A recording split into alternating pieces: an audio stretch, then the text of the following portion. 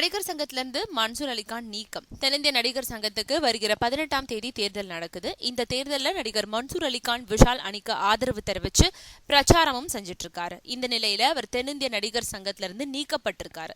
இது பத்தி அவர் என்ன சொல்லியிருக்காருன்னா, தேர்தல் அறிவிச்சு பல நாள் ஆகியும் என்கிட்ட யாரும் ஓட்டு கேட்டு வரல, என்னடா விஷயம்னு விசாரிச்சு பார்த்தா என்ன சங்கத்துல இருந்தே நீக்கிட்டாங்களாம்.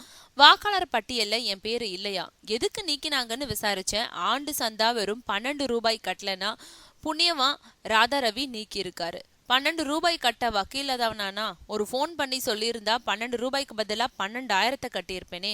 நான் விஷால் அணி பக்கம் இருக்கிறதால நீக்கிட்டாங்க. 25 வருஷமா நடிகர் சங்கத்துல லைஃப் மெம்பரா இருக்கேன். 9 வருஷம் டான்சரா இருந்திருக்கேன். பட தயாரிப்பாளர், இயக்குனர், இசையமைப்பாளர்னு சினிமால நான் பார்க்காத வேலையே இல்லை.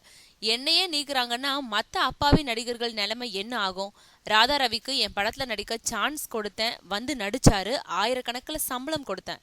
அப்பவே அவர் 12 ரூபாயா கட்ட சொல்லி இருக்கலாமே. எல்லாமே சதி வேலை தான்.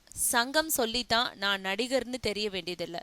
நான் நடிகர்னு ஊருக்கே தெரியும். விஷால் ஜெயிப்பாரு, நான் திரும்பவும் சங்க உறுப்பினர் ஆயிட்டு மறுபடியும் வருவேன்னு சொல்லியிருக்காரு மன்சூர் அலிகான்.